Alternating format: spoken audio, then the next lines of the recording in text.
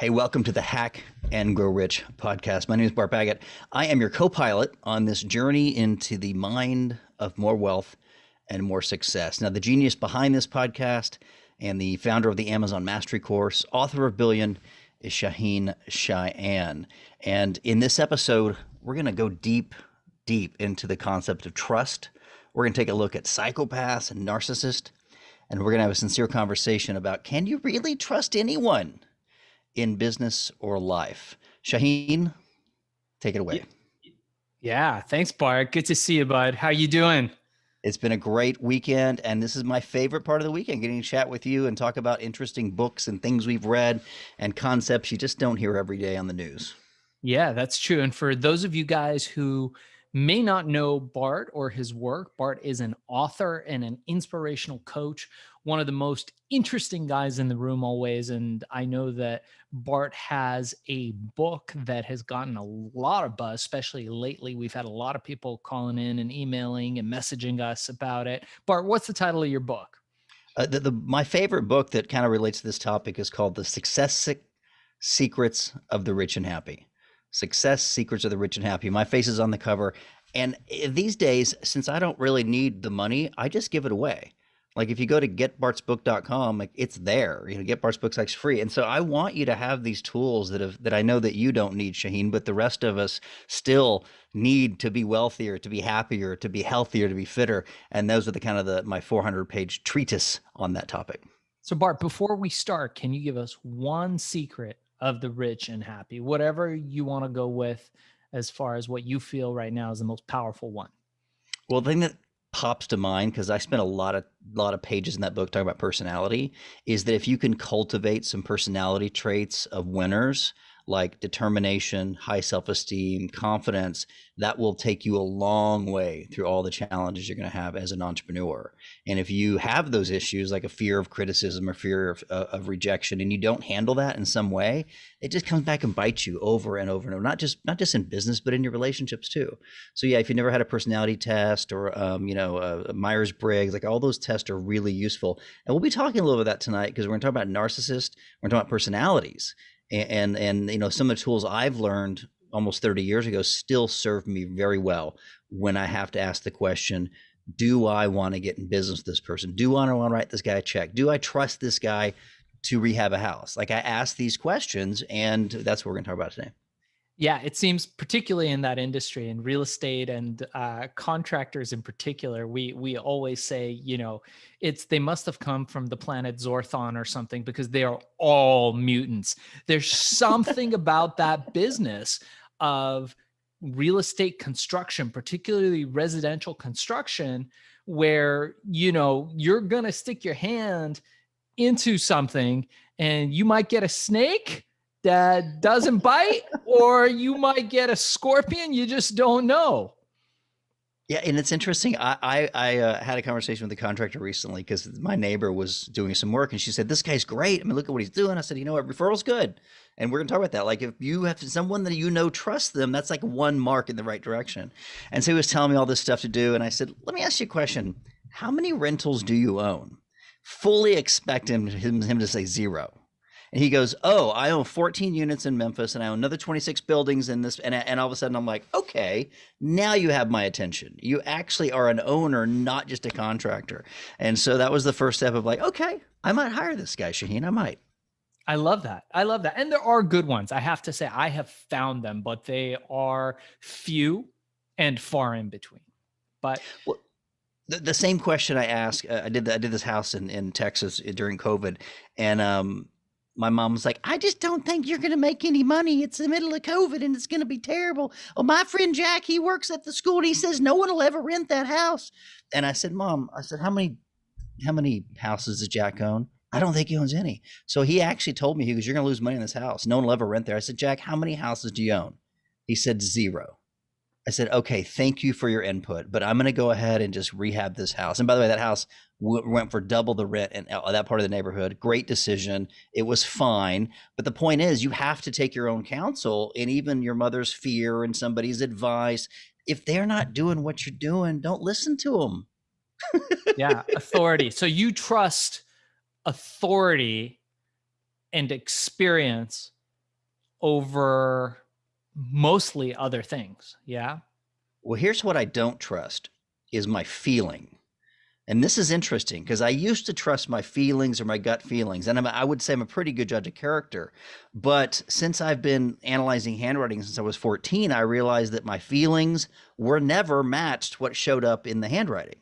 Is Mm. somebody charming and somebody funny? And I'm like, oh my God, they're paranoid, they're narcissists, or somebody that's kind of dull and not interesting, they may be the most intelligent or the one with the least issues. So that my experience, as a handwriting analyst, and then I read Malcolm Gladwell's book, and I believe it's called A Stranger. I pulled it up for us, and I really think that it's worth talking about. It's called Talking to Strangers. Now I've read all of Malcolm Gladwell's book, and he's a social psychologist, so not as much as an individual psychologist, but like sociology. So he takes patterns into consideration. So he'll look at all these research of hundreds and thousands of people, and what he said was fascinating. And to summarize a very complex book, he says even the FBI, even the people that are trained to spot liars, are incredibly inadequate at spotting deceit. And so if the FBI can't get it right, what is the chances of you and me? Like, this is the takeaway from that book. And his research was so overwhelming. I was like, maybe I'm not as smart as I think I am, Shaahin. If the FBI can't do it, how am I going to do it? Well, so you look at these big organizations, Bart, and these organizations have to systemize things to fall into people of all sizes. So when you do that, you can't tell them go by your intuition. You could get that really dumb rookie cop, the guy that barely squeezed through basic training because his uncle was on the force and then his uncle was on the force. And you just can't tell that guy to trust his intuition. Now you're going to have another guy that is self-reflective, that is more experienced, that has seen these situations happen before in the past. And it is in everybody's interest to go based on that guy's intuition. But when you are the FBI or the CIA or national security or any of these big agencies, you have to create a one size fits all system. You've got that big hotel bathrobe that's got to fit every single guest. So this is really good. So let's, kind of start at the beginning. So for you guys who don't know, I started my first company when I was in my early teens, 16 or so. And I got to close to $1 billion in revenue before my 21st birthday. And when you're young and you make that kind of money, trust becomes a huge issue because you don't know who you can trust. You don't know if people want to be around you for your wealth, for your fame, to be around the buzz, or if people really want to be around you because they're really your friends, and you start questioning your friends and everybody you do business with. So let's rewind a little bit and talk a little bit about stereotypes, Bart. So this was a really interesting thing. I think you and I have talked about it. And, my wife, as a publicist, used to work for the United Nations, used to work under Kofi Annan, who was, what do you call the King Poobah at the United Nations? United Nations. Yeah, he was Like the general, director general, something, whatever. But, he was a big shot, and my wife worked under him, and really big on human rights. And she hates stereotyping. The problem is sometimes stereotypes are accurate, right? And moreover, I think more than being harmful in a lot of cases, because, we all have stereotypes, right? I'm Iranian. We have the stereotypes of the guy that talks like this and wears the gold and the perfume. And, you've got Kim Peel do really good couple Arab guys in their show, which I think is really funny. By the way, guys, if you're watching this, Persians are not Arabs, so different. Okay, anyway. So, evolutionarily, there is a requirement for stereotyping. Why? Because we survive through patterns. Our brains developed and advanced through pattern recognition. We learned and we survived by realizing, hey, that's something that could kill me. That killed the last guy, and I saw it happen. So that could kill me. And that pattern has been embedded in our brains for year after year after year since the dawn of human history. So we naturally gravitate towards stereotypical thinking, right? Even if you are the most kind person in the world, don't have a racist bone in your body, don't have a bigoted bone in your body, as I know both you and I feel, this way, that, all people equal, all that stuff. And we have such diverse range of friends from all areas of life. And, we respect all humans in all aspects. But when you look at it from a biological standpoint, we all do have the tendency to stereotype, regardless of if when we are in social situations, we are politically correct and socially correct and, polite. We do think that way. And the reason for it is evolution. We've evolved to have that trait. It's not that anybody is born in one way or another as far as prejudice towards any particular group, but we just know that if we see something happen, that it could happen again. So we establish that pattern in our brains, and we continue believing that that pattern is real, right? So that a guy who owns real estate, for example, taking race and sexual orientation and all that stuff out of the picture, but a guy who has owned real estate and rented it, is a good builder. So the next time you meet a guy like that, you're like, hey, unless you're a contractor that has experience renting properties, then I'm not interested in working with you. That is a pattern that you recognized that keeps you safe in the business of renting. Yeah, or at least I'm not going to trust yet.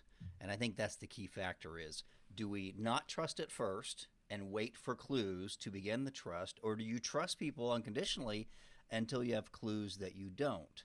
Now, in your example, what I realized was I'm gonna go ahead and just quiz them about their experience, because I don't want to take their advice if they're not smarter than me.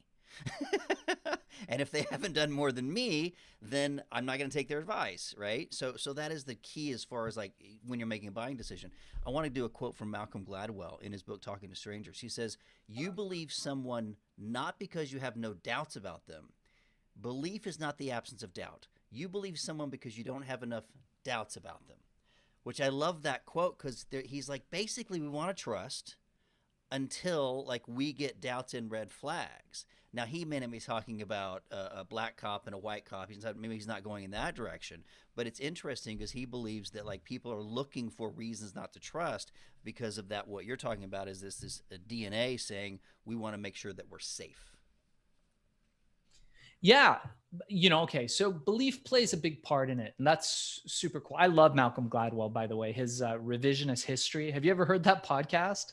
I have not. I think I'll add that to my list. Oh yeah, it's amazing. It's insane. And he's got a master class, and the guy's really, he's interesting to listen to. But I think one of the things I find most interesting about Malcolm Gladwell, and maybe we should have him on this podcast, is that he is genuinely curious about other people. And he's like the most articulate human being in the world and genuinely curious. And those two things combined just make him an explosive powerhouse. And then on top of it, he's an academic and a thinker. So, he really comes up with some novel concepts where you're like, wow, man, like, I love that. So he's a winner. So, okay. So back to the point where we built these stereotypes, and understanding that trust is something that I think, from what I'm hearing you say, is something that at the very least we suspend initially in order to keep ourselves safe, right? So the goal is, the two basic human emotions that drive all human action. Number one, driving towards pleasure. And number two, the avoidance of pain. And of course, the avoidance of pain being, to major degree, far more powerful than the gaining of pleasure. It motivates people much more, the avoidance of pain. So ultimately, we want to stay safe. We want to have the capacity to enjoy the greatest pleasure without suffering, and the avoidance of pain, which is the lack of suffering. And so we get motivated by that, and we think, well, how can we trust? Because in general, wherever we're at establishes some level of homeostasis for us, where we're like, okay, we're on a level field right now. So I don't want to lose any money off the table. I'd like to take a step up the ladder.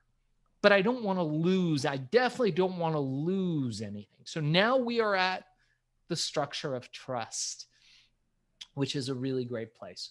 So in business, right, in the world of business, which I know a lot of you guys and gals get involved in business with other people, I think that's a big element of trust relationships. How do you know if you can trust that guy or that girl?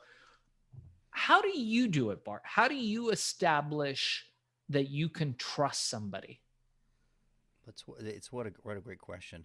I think it's exactly what Malcolm Gladwell says. I give the benefit of the doubt to somebody, and I begin the relationship. Like I'll have unless they're holding a gun on me, give them the benefit of the doubt. Let's go down the road. Let's have a couple of meetings. Let's make all the assumptions that you're a trustable person. But secretly, I'm scanning for any reason to doubt them, find out they're lying. I talk to their friends. I call their references. I ask them trick questions like I did about the builder. Like I'm trying to find a reason not to trust them, even though I really want to. Like I want it to work out. And so for me, especially if it's a small risk, like buying something at the grocery store, I can afford the loss. So I don't have to investigate about this, right? I'm gonna go hire a personal trainer. I can afford the $100 if it's a bad trainer. But do I want to go into business with someone like you, Shaahin, for a big long year on a handshake? I've known you for 5 years, so I've seen nothing about you that would be a red flag. I had a business deal last year, and it was a $5,000 PR thing, and I just didn't trust the guy. I felt it was creepy. His contract was weird. The arbitration was in Montreal. We were living in Los Angeles, and I'm like, I think this is going to go really poorly, man. But you know what I did? I went ahead and did it because I could afford to lose the 5,000. And at first it worked, and then it petered out, and the guy never called me back. And I was like, I should have listened. But Shaahin, I had the conversation. Can I afford to walk away from this? Mm. Or if it wins, it's a big win. Have you ever had a situation like that where you thought it was going to be a bad deal, but you did it anyway because you could afford it? Or do you always say no? How do you manage it? So first off, I got to tell you, you are the least Persian dude in the world. We start with distrust. Any Persians that you'll ever meet, right? Coming from Iran, we start with distrust. Everything is distrust. You distrust the government, you distrust business people, you distrust you distrust your own family pretty much. I mean, there's really nobody to trust if you're Persian.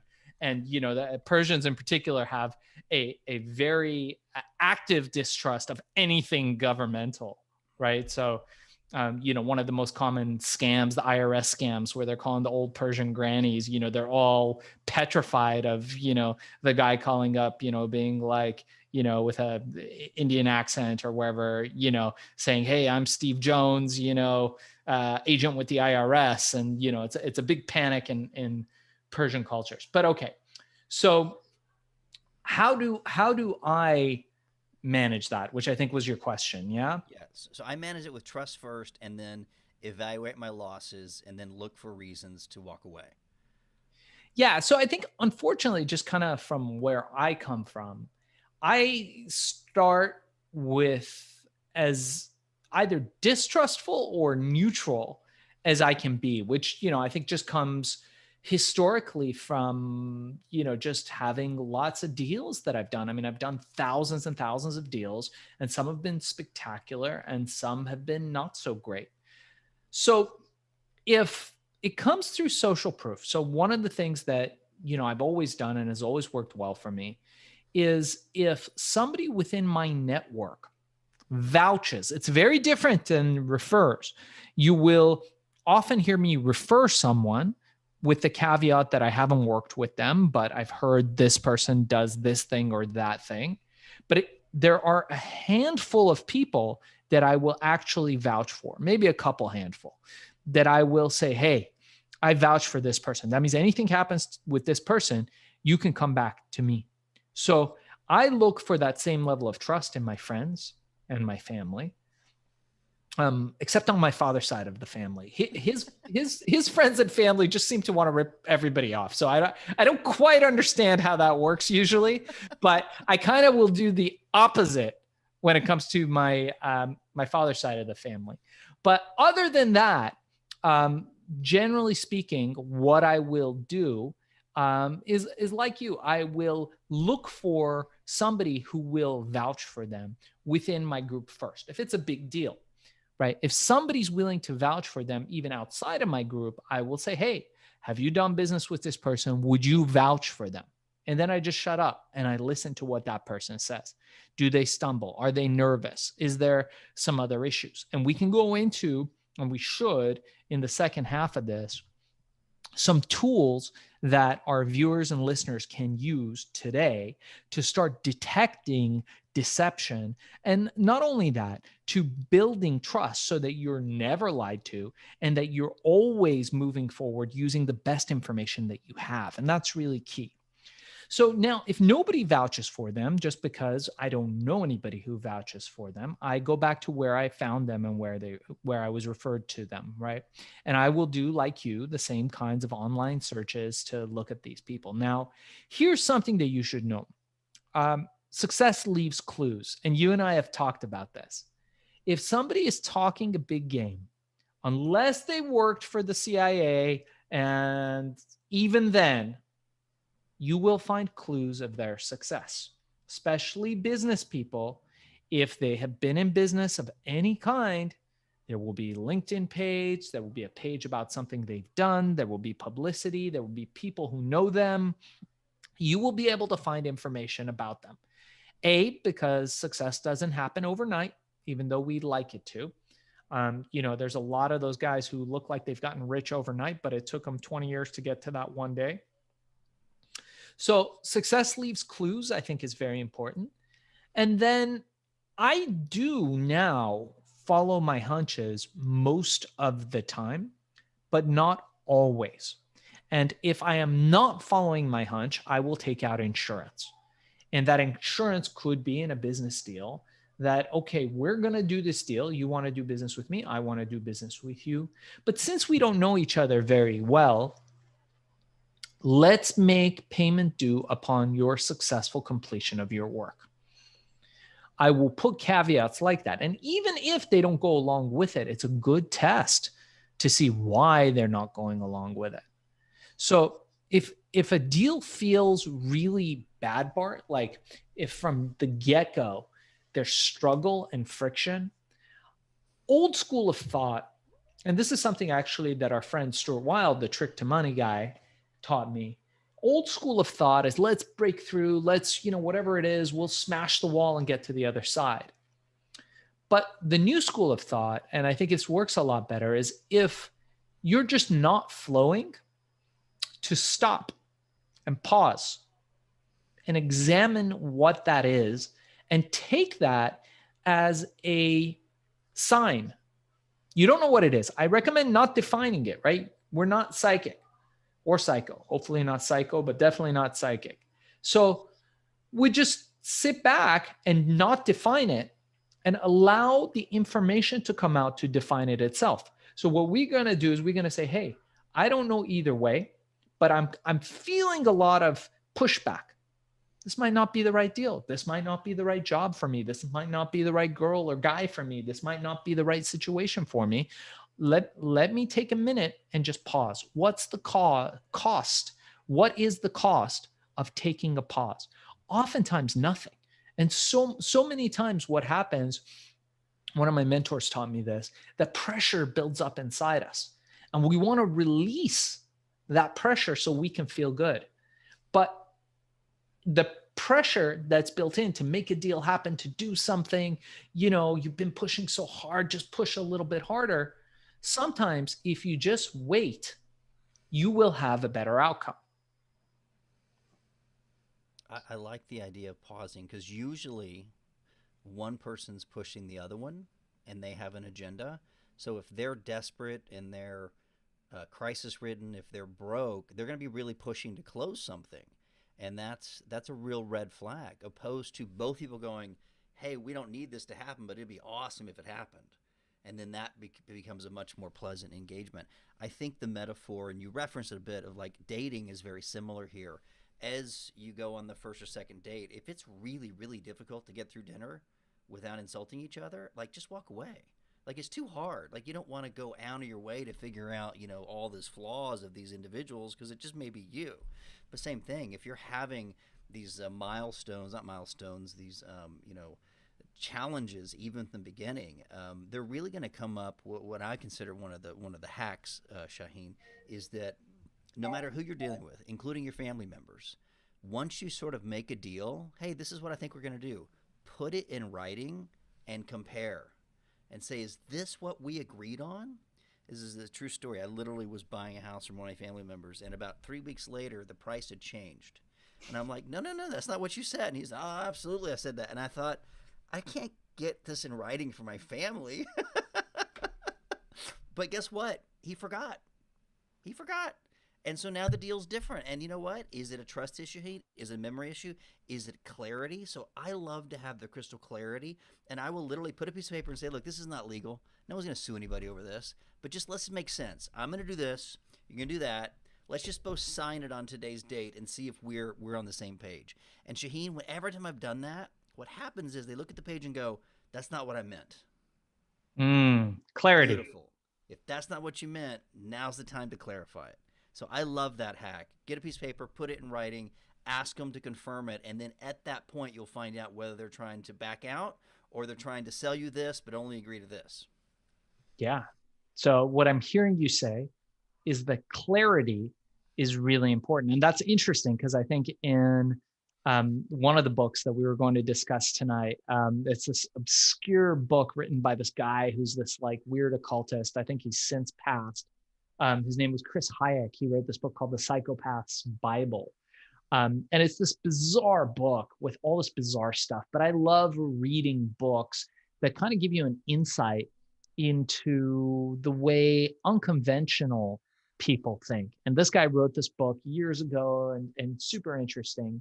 But he talks about that as, you know, people that have some level of psychopathy actually will go in and they like to obfuscate, I think is the word. They like to Obfuscate. I think that's right. Muddle up, obscure the deal, because then they can go back and change it any way they want, like you said. So I've done deals with super sharp business people where they're like, yeah, it's going to be great. It'll be this, it'll be that. And I'm like, all right, let's get it on paper, exactly like you said. And like, no, it's okay. You know, it is what it is. It's the deal points and whatever. And sure enough, you know, they came back and it's always in their favor what was remembered and what was not. You know, and that's always a funny thing. I tell my wife, you know, because we have a fairly large house here in Venice and there's always people fixing it and whatnot. And anytime mistakes are made on the billing, it's often for repairs and, you know, things like replacing stuff. It's always in the favor of those companies. I'm like, I've never had a mistaken bill where they credited me $5,000. It's always in their favor. And similarly, you know, with people who gravitate towards obscurity as opposed to those who gravitate towards clarity, what I'm hearing you say is that there's greater trust the closer you get to the clarity section, unless you're the one who's holding all the cards and controlling all the magic. Well, then you wouldn't want clarity if but then they're just really working for you like an employee. So there may be a reason to be unclear if you're in a leadership position, if you're going to go public. I mean, there may be that. But we're kind of talking about two people deciding to go into some kind of partnership. I think that's the general framework of the conversation. Yeah, if people are afraid to be clear, that means they either don't want to be held accountable or they don't actually know what they're doing. The third kind is the worst kind. It's the sociopath. It's the Jeffrey Epstein's of the world. It's the Keith Allen Rainier, the guy who created the cult NXIVM. Like, these are just people that know they're taking advantage of you. They know that the outcome's going to be bad, and they don't mind. I mean, if you look at Bernie Madoff, you're talking about all the things we just discussed. Shaahin, Bernie Madoff, they all vetted each other through their Hollywood friends. Everybody vouched for Bernie Madoff, and yet he went $4 or $5 $100 million in a Ponzi scheme for 20 years with the most elite people in New York. The only people that didn't get hurt by Bernie Madoff, was the people that were in the FTC going, we don't have any records of this guy trading any stocks. like we can't find anyone to vouch for him within the real community. But in the Hollywood community, everybody's making money. So yeah, unless you're dealing with a full-on narcissist, then you got one of those three things. And by the way, thanks for recommending that Psychopath's Bible. That was most of my afternoon. I really went Oh down that man. rabbit hole. Yeah, that guy was really nuts. He wrote a bunch of things. He actually wrote under pseudonyms, but I remember researching his books before, and just a super interesting dude. But, so in all fairness, and I saw the Madoff movie, some people made money from Madoff. That's how a pyramid scheme works. And the people who got out early actually made money. So interestingly enough, if you went to those guys and said, "Hey, how's this guy?" They go, "Oh yeah, it was great. I invested 5 million, I made 10 million, I got out, I'm good." So you got to be careful even with that too. So this is the thing. You have to use all of your faculties, most important of which is logic and intelligence. Like you're saying, you will not get clarity a lot of the time. So you have to seek out clarity, and the way that you do it. So, we should go into the tools. I'm going to do a little screen share here. But the way that you do it is by using all these tools that are available to you, your intelligence, your resources, the internet. There's all kinds of tools, especially nowadays. There's very few things that can keep you from finding information on somebody if they're legit. So I love this series of pictures. So there's a guy, he is a professor. He is amazing. And the film Lie to Me, the series Lie to Me with Tim Roth, was based on him. His name is Dr. Paul Ekman. And Paul Ekman, and forgive me if I am not getting all the science perfectly. There's people who are huge fans of his, and I'm a huge fan, but there's people that are nerd like to the nth degree about his science. So I'm giving a much more general type understanding.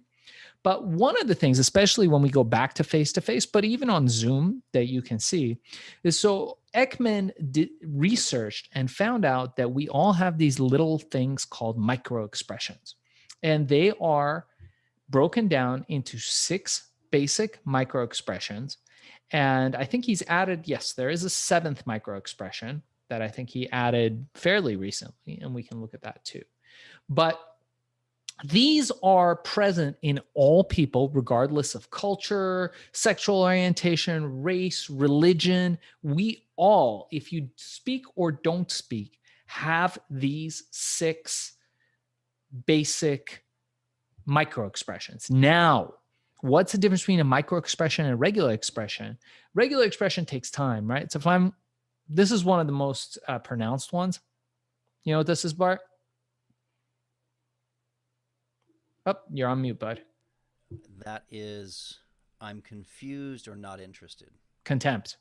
Anytime, yeah, you have a lip in the corner, tightened and raised only on one side, like that, contempt. That's one of my favorite ones because it's the easiest to see. So micro expressions come on, according to Ekman, could be a fraction of a second that they come on. So it's something that you see in a fraction of a second. And he teaches, actually, by the way, guys, if you want to go, I've got no affiliation with Paul Ekman, but if you want to go onto his website, he's got a little mini course. It's like $120 or something. And it is spectacular, by the way. I've taken it. I do it. I love it. And it teaches you how to recognize these basic micro expressions. So sadness, right? We're taught to see, I'm sad, right? Surprise, anger, disgust, and fear. And Ekman was brought in a lot by the government, by all those 3-letter agencies to watch videos. And moreover, his agency was hired by all kinds of politicians to watch other politicians and other people and to see if they were being truthful about what they were saying and what they were not. So he can get a whole video and analyze it and tell you where they're telling the truth and where they're not. So being able to read micro expressions, you can check out Paul Ekman's book, Emotions Revealed, which is really a spectacular book. It's one of those things where I think it's a canon of human understanding. I think it's much more effective than body language because you got to remember, he went to Papua New Guinea where he had to find like the one tribe that hadn't been contacted by anybody in the West so that they would be untainted by other cultures, that have been completely unaffected, right? He had to find the most primitive tribal people that have been completely untouched and then go in there and do this anthropological study to see if they had these emotions. And his research came back, yeah. So they concluded that every single human being, regardless of those factors, has these things. With body language, this could mean something different culturally in different culture, right? Generally speaking, you can figure out it's, one thing or another. Well, in India, they say yes, I'll have your dry cleaning back, and regardless of whether they know you're going to get your dry cleaning on time, you're absolutely never going to get your dry cleaning, but they're going to say, yes, I'll get my dry cleaning. So culturally, because I'm authoritative, they don't ever want to say no. And so you've got cultural things, which is so impressive that he went and said, I want to get out of the cultural and I want to see what all human beings have in common. And so what I hear you saying is that Paul Eckhart said, we're just trying to get something that applies to all human beings, all Homo sapiens, regardless of their culture, which is different than what you would traditionally call body language. Is that correct? Yeah, nothing ever comes on time when you're in India. And I'll tell you a funny story. So But when they lie to you, it makes you so annoyed. You're like, just tell it's me the truth. Either you're going it's to get it called, or not. yeah, today, tomorrow, next week. Yeah, that's what we said, right? So that's what they do. Again, going away from clarity and towards obscurity. So I was in Delhi and I was with a buddy of mine, and we had $10,000, and we had, I believe it was about 8 hours to spend it. So I thought to myself, have I told this story before, by the way, No, Bart? this is brand new. Okay. This is All one right. So reason I love this show. brand new story. Yeah. I think stories are great. So well, I thought, all right, guys. So here's what we're gonna do. Me and it was just me and my one friend, and we had a Indian guide. I said, okay, so here's what we gotta do. We gotta blend in, man. We gotta look like the locals. So here's what we're gonna do. Find me a turban store, and Rajit was his name, something like that. He's like, okay, we'll take you to a turban store. And I said, we'll just get like local clothing, and then people will leave us alone. My partner was an African man. This was not a good idea. So we go into the store and we're trying on all kinds of turbans. And I'm like, okay, this one's great. And he tried on one and we're like, okay, that one's great. And we checked out and we got the robe, the thing that like flows or whatever. Mind you, I didn't consider that we were both still wearing $300 Nikes. I had a $5,000 watch, and I had really nice Ray-Bans on. I did. Those were not things that occurred to me that Now you look like a Middle Eastern drug dealer. I looked like a Middle Eastern drug dealer, and it was and my buddy looked nothing. And as we walked out of the store, we realized that all the people of this little village town had been watching us the entire time, and there was a posse of, I don't know, 50, 100 people, because you know how that works in India. Like, there's one guy changing a tire and like 47 guys watching him do. And you're like, what do the rest of you guys do? That guy's changing the tire. But what about you, sir? What about you? They're all just standing around while the tire gets changed. So, we had the posse of like 50 people following us around. We're walking faster, trying to shake them off. And they're walking faster, chasing us, laughing. And the kids start following. It's like one of those, those duck videos where like, one duck is walking, there's like 100 behind him. And I was like, all right, this isn't going to work. We ran into a restaurant. We took off all the turbans and stuff and we dumped it. And then we went shopping. So back in the 90s, spending, $8 grand, 10 grand in India wasn't so easy. I mean, things were, you get a meal. The other thing is you got to bring them back. The shipping Bring them alone back. is worth more than whatever you're buying, unless there's really one big, like 8,000-pound boot I really wanted. But I did the shipping. It is cheaper to buy it in Venice. Yep. Because they get it shipped on a container. Okay. So we'll make a long story short. So we do the shopping, all the negotiation, and all that's done. We've got all the stuff. And we're like, you know what, bud? How long do we have? We've got 3 hours left.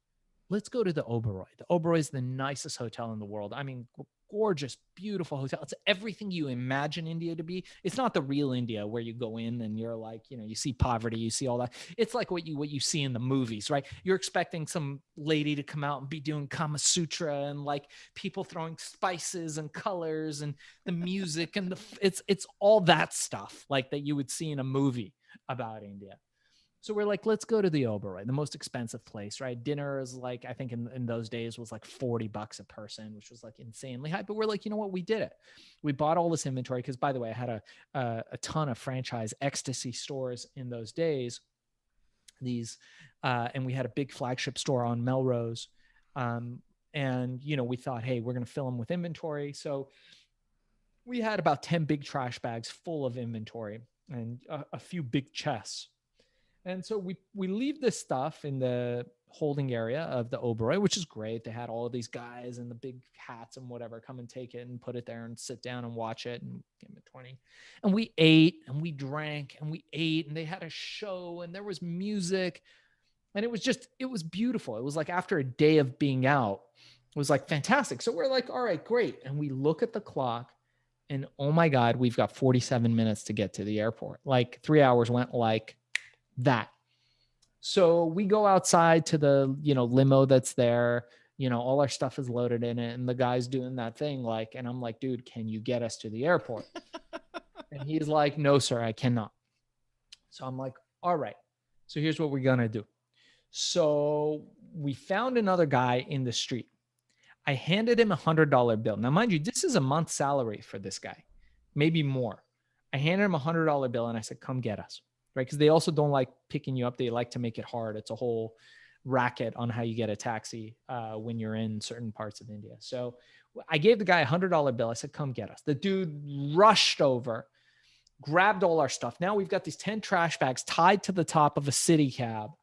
The things in there. And the guy's like, I can get you there, right? He's doing the neck thing. I can get you there. I can get you there. Barely spoke English. And so I said, but are you sure? He's like, yes. And I said, okay, so now we've got a trust issue because I don't trust this guy's going to get us there on time. So my partner's looking at me. I'm like, what do we do?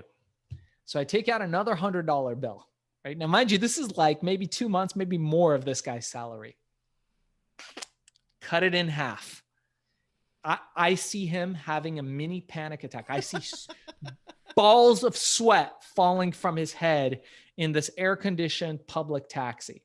I hand him half and I say, on time, get the other half.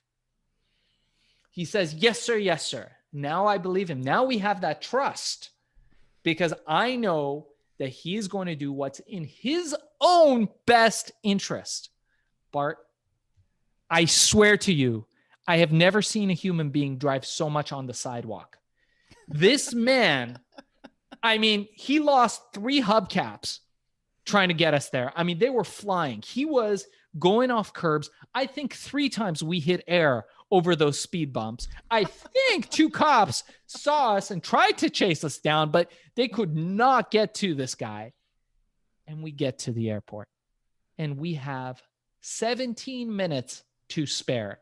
I think my partner had pretty much wet himself. Like I was just looking at him and he knew he was dying in India. He was, doing his Hail Marys or whatever it was that he was doing. And so we get to the airport and I give the guy the other half of the 100 and I gave him an extra $20 and he was like, he was helping us offload it or whatever. And we walk in with 17 minutes to spare. I am, the happiest dude in the world. We are getting back home. This is going to be amazing. We've got the inventory and the lady there. And this is something that a lot of our viewers might not understand. Sometimes people in these countries have an issue with people that are Iranian. And sometimes they have an issue with people that are Black. And in this case, we were both. So she did not give us the time of day until it was the time of our flight where she came and informed us that the flight had departed. And we were there at the airport. The next flight was in the morning. We no longer had our hotel and we had all these bags of things and we were exhausted. We had not rested a minute in the day. So what we did was we put the bags around us, and like there was 50 guys around. I gave everybody a little bit of cash to watch us. My partner had his back to one side. I had my back to the other side of the stuff, and we took turns dozing off until the morning, and we got on that flight. Yeah, but you found out how to motivate your taxi driver. In India, that was how we motivated the taxi driver. Yeah. Just for the record, if anybody, and I have a lot of fans in India, this has been a loving conversation about some of the cultural flaws. I hope you don't take any of this as seriously criticism as much as a cultural observation. Because Shaahin, I know you and I both have had wonderful experiences in India and plan to go back as long as this episode doesn't come back to bite us in the ass. Yeah, no, absolutely. I think it's one of the most fascinating places on earth with such a rich culture and spices. Oh my God, Indian spice. You ever have like Indian food where you just don't want the spice to end? Like that is one of the best feelings ever, where you get a properly spiced Indian meal. And I don't want it to end. That's where chai comes in, because they give you chai after, because then the spice doesn't have to end. Um, yeah, look, like any culture, there's things I love about it and there's things that I'm not so hot about. And I come from the third world, and I know that you've traveled extensively. So we can talk with a realness about this stuff. And, India, of all places in the world, is really one of the most comedic places, despite, all the adversity that a lot of people go through there. I remember the first time I gave a speech in New Delhi. My friend who flew me over there, he said, "Look, I'm going to tell you right now, they're not going to get any of your jokes." And I said, "Well, that's just like normal. A lot of times people don't get my jokes." He goes, "No, don't expect them to say anything, because remember, they're going to nod yes or no." And I opened with, I said, they told me never to talk about sex over here because this culture is so pristine, but you guys have 1.5 billion people. So somebody in this audience is having sex.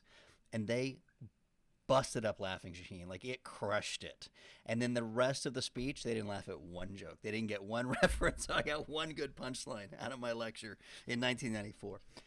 Let me give a hack on the trust issue real quick, because before, I know we're running out of time. This is a true story. This happened just recently.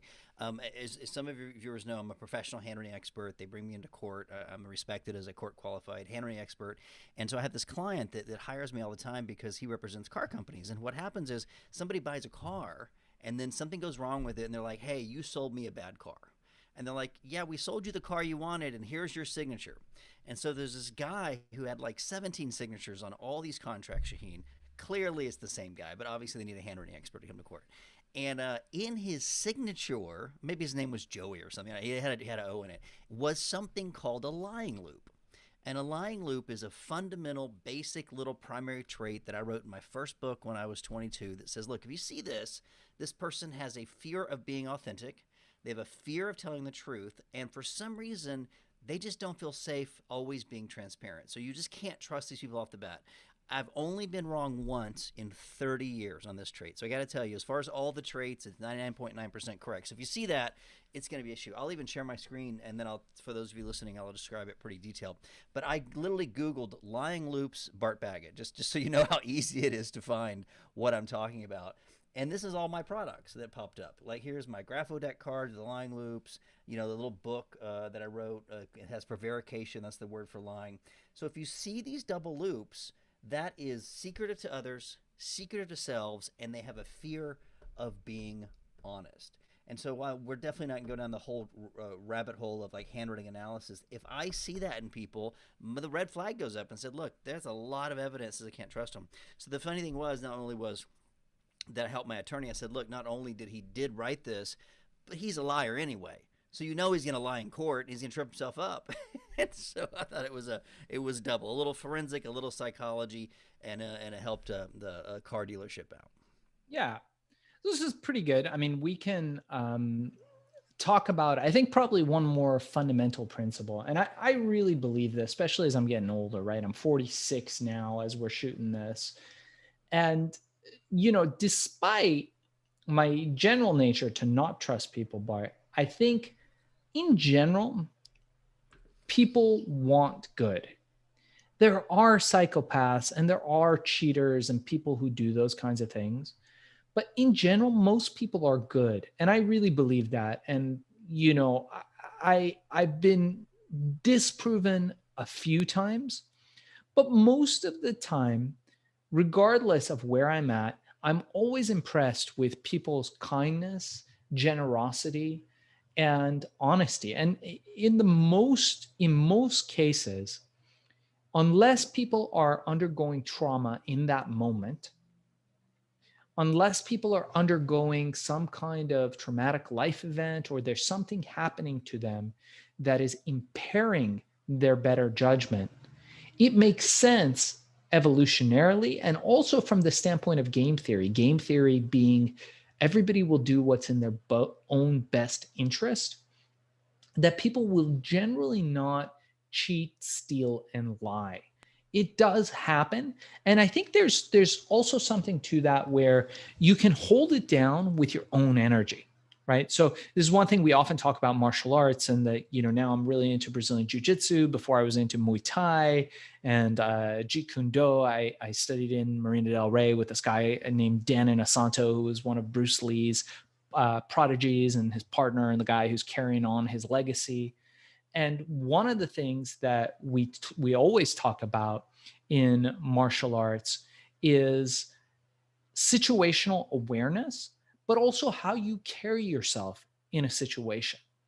After I really immersed myself in martial arts at an early age, I noticed that people just don't mess with you. And I know that you've had a lot of experience in martial arts, and you see guys around where you just know, don't mess with that guy. You might not know why, but it's one of those evolutionary triggers that you know that that looks like a guy who could carry himself well. And similarly, predators, I talk about this in one of my books about how you got to choose if you're going to be a predator or a prey. There's no middle thing that you can be. It can change in different scenarios, but in general, you want to be in that position. And being a predator, I don't mean it as being predatory, but that you want to be the lion, not the gazelle.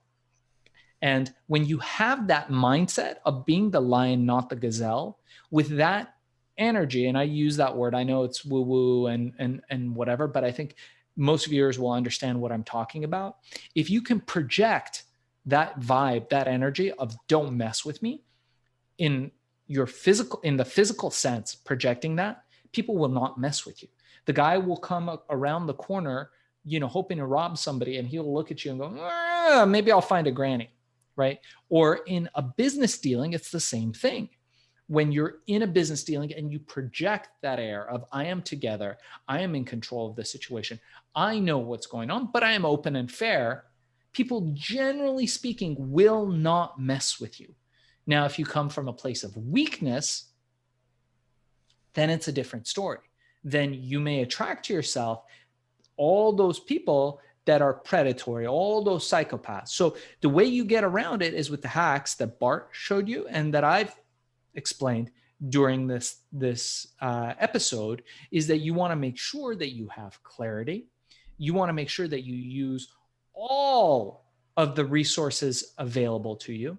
And I think Bart and I are coming from slightly different places of, how you start. And I think that's all fine and it's good. And it doesn't matter that much. You have to go with what works for you. But at the end of the day, you want to really examine and pause. Pause anytime that you can. And if you can take more time to make a decision, unless you're going to lose an opportunity and it's a true opportunity that you verified, take that minute for a pause. And I really appreciate everything that you bring to the show, Bart. It's always fun to have you on with me, co-hosting the show. Bart, if people want to learn more about you or get your books, how can people get in touch with you? I'm a pretty easy media guy to find, so you can't hide. I can't hide from you guys. So bartbaggett.com, that'll lead you into the books. I think if you want to grab a couple of the books for free, go to getbartsbook.com. And follow me on Instagram. We're working on building that Instagram profile, building those Facebook pages. We have a newsletter that goes on every week, and we'd love to have you on. And remember to hit and bang that subscribe button, because we want to build up our viewership not only in the platform you're listening, but also on YouTube as well. So thank you. And Shaahin, the same question goes to you.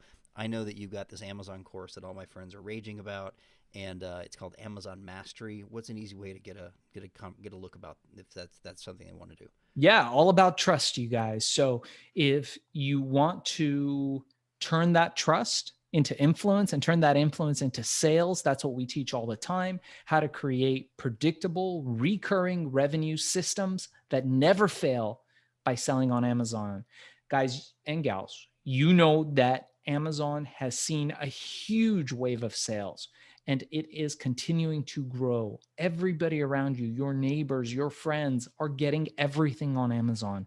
And what most people don't know is that you can sell yourself on Amazon for a very low cost. And Bart, we have a free course. It's a 1 hour crash course on how to succeed in the Amazon marketplace. It's everything you need to know. You don't need to spend $1 to learn how to sell on the Amazon marketplace. And we are offering that for free.